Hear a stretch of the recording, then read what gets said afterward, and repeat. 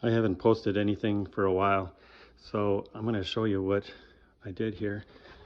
This oven was always open like this, and we looked at replacing the hinges, but that would cost quite a bit.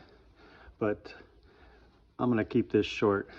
The solution, this wasn't really magnetic, so I bonded a piece of good old-fashioned steel right there, and we got a great little set of power magnets right there, right? So now this just clicks shut like a dream. It's like it was made for it. Saved myself a lot of money, and that is how you have a good day. You have a good day, my friend.